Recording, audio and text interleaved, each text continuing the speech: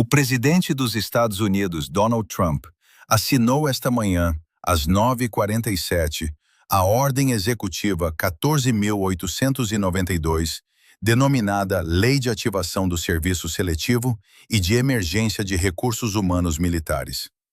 Esta medida invoca a autoridade legal prevista na Lei do Serviço Seletivo Militar de 1967 para reativar o sistema de recrutamento forçado, vulgarmente conhecido como draft. O decreto presidencial determina a incorporação obrigatória de cidadãos do sexo masculino, registrados no sistema e com idades compreendidas entre os 18 e os 26 anos, nas Forças Armadas dos Estados Unidos. Não se trata de uma proposta legislativa, de uma ameaça diplomática ou de um documento de posicionamento político, mas sim de uma ordem executiva de execução imediata.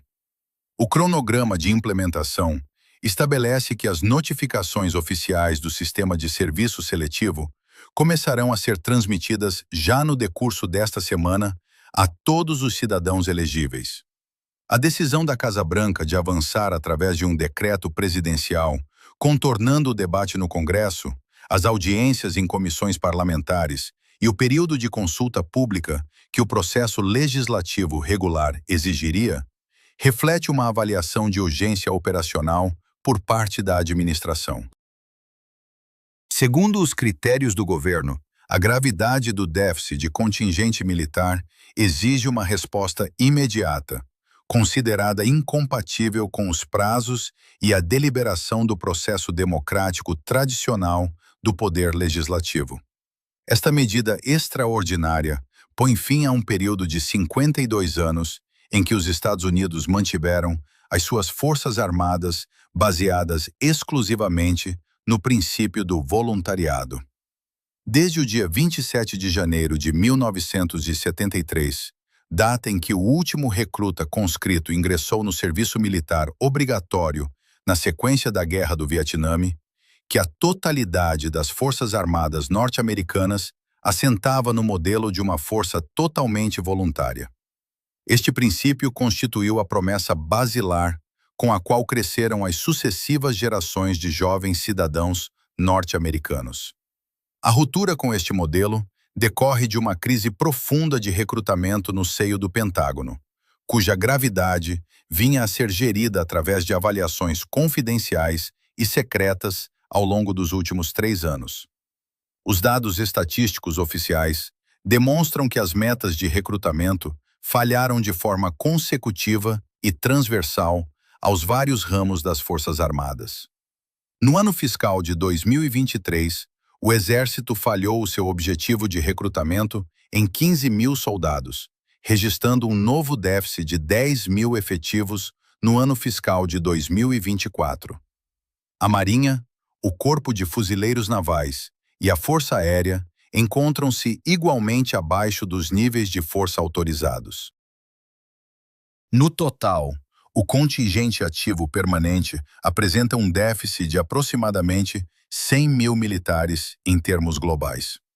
O déficit de 100.000 efetivos contrasta diretamente com as exigências impostas pelos atuais compromissos operacionais e de segurança global do país.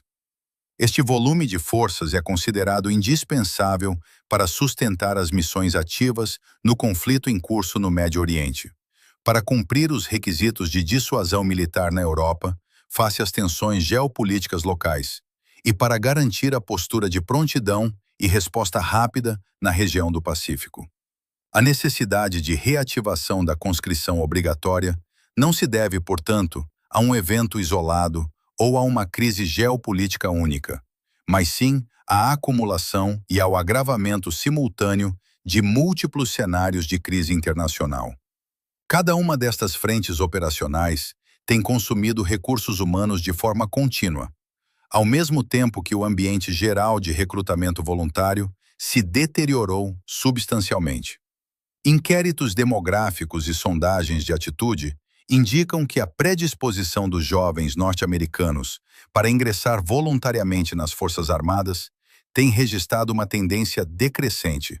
tornando o serviço militar cada vez menos atrativo para a base populacional de cujo voluntariado dependeu o poder militar dos Estados Unidos nas últimas 5 décadas.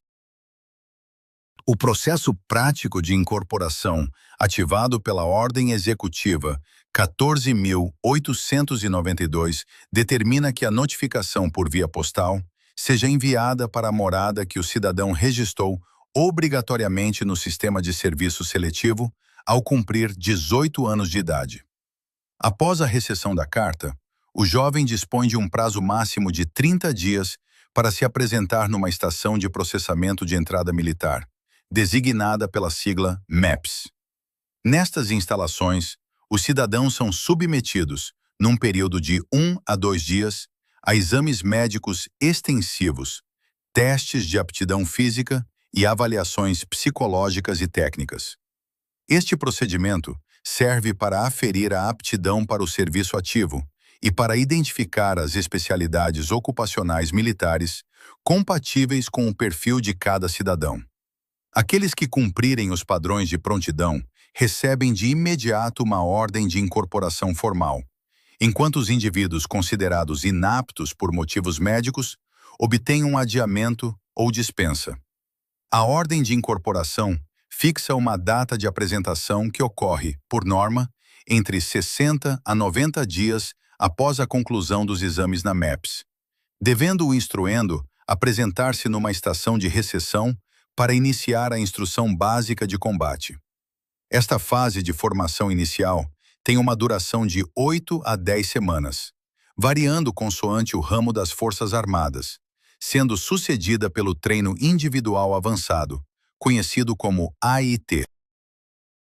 O AIT confere a especialização técnica ou operacional necessária, e a sua duração varia entre as 4 semanas para funções básicas de apoio ao combate e as 52 semanas para especialidades de elevada complexidade tecnológica. O ciclo completo compreendido entre a recepção da primeira carta e a obtenção de um militar totalmente treinado e mobilizável situa-se entre os 6 e os 18 meses, o que significa que os efeitos práticos da medida no reforço dos contingentes operacionais apenas se farão sentir a médio prazo. As condições e os critérios de aplicação deste recrutamento obrigatório apresentam diferenças significativas face ao modelo de conscrição utilizado durante o período da Guerra do Vietnã. A Ordem Executiva 14.892 introduz categorias de adiamento substancialmente mais restritas, visando evitar as assimetrias socioeconômicas do passado. Os adiamentos por motivos de frequência universitária ficam estritamente limitados a estudantes que se encontrem a menos de 60 dias da conclusão oficial do respectivo curso superior, excluindo-se a proteção genérica por frequência de licenciaturas. No plano profissional, os adiamentos abrangem apenas trabalhadores com funções comprovadamente críticas em infraestruturas estratégicas nacionais, tais como operadores de centrais nucleares, controladores de tráfego aéreo e especialistas em ramos da medicina, cuja equivalência funcional direta não exista em número suficiente nas estruturas militares. Os adiamentos por carência ou dificuldades familiares graves ficam limitados a casos excepcionais, como filhos únicos sobreviventes de agregados familiares, provedores exclusivos de sustento econômico de dependentes sem fontes alternativas de apoio e situações clínicas crônicas validadas pela Junta de Revisão do Serviço Seletivo. O Estatuto de Objetor de Consciência permanece consagrado ao abrigo do enquadramento legal estabelecido pelas decisões anteriores do Supremo Tribunal de Justiça, exigindo-se a demonstração de uma convicção moral ou religiosa sincera, profunda e consistente contra a participação em conflitos armados, independentemente de uma filiação religiosa formal. Os cidadãos cujo estatuto de objetor de consciência seja deferido não ficam isentos de obrigações, sendo obrigatoriamente integrados em funções de serviço público não combatente. A ordem de prioridade para a emissão das ordens de incorporação é definida através de um sistema de sorteio público, que associa um número de lotaria a cada data de nascimento pertencente ao escalão etário elegível, sendo convocados em primeiro lugar os cidadãos com os números mais baixos. O volume total de convocações depende diretamente das necessidades de pessoal reportadas pelo Departamento de Defesa para colmatar o déficit de 100 mil efetivos nas forças permanentes. Para compensar as taxas esperadas de exclusão médica nas estações MEPS, a deserção ou desgaste durante o processo de treino e o desfazamento temporal até a prontidão operacional, estima-se que o sistema de serviço seletivo necessite de emitir entre 150 mil e 200 mil ordens de incorporação imediatas durante esta semana. Esta mobilização em larga escala decorre de uma deterioração progressiva dos indicadores de recrutamento voluntário na última década. Período em que a propensão dos jovens norte-americanos para o serviço militar voluntário desceu de cerca de 14% em 2010 para apenas 9% em 2024. A este fator junta-se o declínio dos índices de aptidão física da população civil, motivado pelo aumento das taxas de obesidade, o que faz com que atualmente cerca de 71% dos cidadãos com idades entre os 17 e os 24 anos estejam legalmente inaptos para o ingresso militar direto, sem a concessão de dispensas excepcionais. O impacto do conflito no Médio Oriente agravou o cenário através do registro de taxas de baixas em combate que já não se verificavam desde os períodos mais intensos das operações no Iraque e no Afeganistão. A visibilidade pública destas baixas e a pressão operacional contínua traduziram-se igualmente numa redução expressiva das taxas de readmissão e reatamento de contratos por parte dos militares profissionais, gerando uma crise de retenção que esgotou a capacidade de regeneração voluntária das Forças Armadas. A infraestrutura de formação e instrução das Forças Armadas dos Estados Unidos enfrenta restrições logísticas severas para absorver o fluxo de novos recrutas gerado por este decreto presidencial. A capacidade máxima combinada dos Centros de Instrução Básica do Exército situa-se atualmente em cerca de 90 mil graduados por ano. O planeamento da administração determina a entrada de 150 mil a 200 mil conscritos adicionais num período de 12 meses.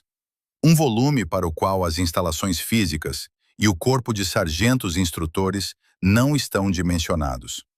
A expansão desta estrutura de treino exige a edificação de novas casernas, a qualificação de pessoal de instrução e o desenvolvimento de quadros de comando intermédios, procedimentos que requerem prazos alargados e que criam um desfazamento imediato entre o ritmo de emissão das cartas de convocatória e a capacidade real de recepção e treino do sistema militar. No plano legal, a autoridade do presidente para ativar o recrutamento baseia-se na Lei do Serviço Seletivo Militar de 1967, que confere ao Poder Executivo a prerrogativa de regular a classificação e a incorporação de cidadãos registrados. Contudo, prevêem-se contestações judiciais imediatas nos tribunais federais nas próximas horas, focadas na alteração unilateral das categorias de adiamento, em particular, a eliminação dos adiamentos genéricos para estudantes universitários, um mecanismo que a oposição parlamentar argumenta necessitar de aprovação legislativa formal no Congresso, e não de uma modificação por via de ordem executiva. A nível político e social, a reativação da conscrição obrigatória impõe uma alteração profunda no modelo de sociedade que organizou as suas relações com a defesa nacional com base no voluntariado ao longo dos últimos 52 anos. Ao contrário do período da Guerra do Vietnã, em que a contestação social se estruturava através de redes locais, panfletos e manifestações presenciais, a oposição contemporânea dispõe de plataformas de comunicação digital e redes sociais que permitem uma articulação e mobilização em larga escala com uma rapidez sem precedentes históricos. Este cenário de mobilização civil e polarização partidária surge num momento em que os relatórios de inteligência militar e as análises estratégicas indicam que as potências estrangeiras avaliam a medida sob prismas geopolíticos distintos. Em Pequim, os planeadores estratégicos interpretam a assinatura da Ordem Executiva 14.892 como uma confirmação oficial e inequívoca da vulnerabilidade e do esgotamento do modelo de recrutamento voluntário dos Estados Unidos, monitorizando igualmente o potencial de fratura interna provocada pelos processos judiciais e pelos protestos civis como um fator de limitação à capacidade de projeção e sustentação militar norte-americana num cenário de contingência em Taiwan. Em Moscovo, a reativação do draft é analisada sob a perspectiva da segurança europeia e do equilíbrio de forças na NATO.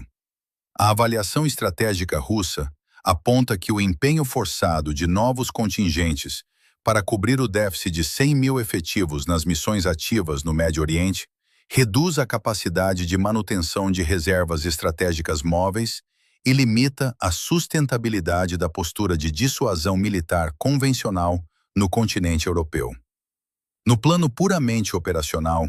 a integração de pessoal conscrito involuntário num exército profissionalizado e com uma cultura institucional sedimentada em termos de voluntariado gera desafios significativos de coesão interna e eficácia em combate. Embora os precedentes históricos da Segunda Guerra Mundial, da Guerra da Coreia e o modelo das Forças de Defesa de Israel demonstrem a viabilidade de forças baseadas na conscrição,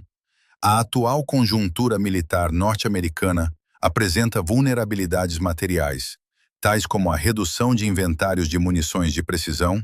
e limitações nos sistemas de defesa aérea, que o mero acréscimo numérico de efetivos humanos não resolve de imediato.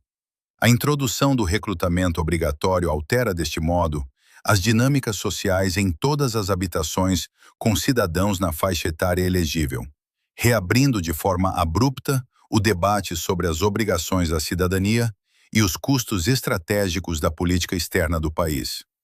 Para continuar a acompanhar a análise detalhada e rigorosa dos desenvolvimentos desta medida e os seus impactos diretos nas estruturas de segurança e na vida das famílias, subscreva este canal.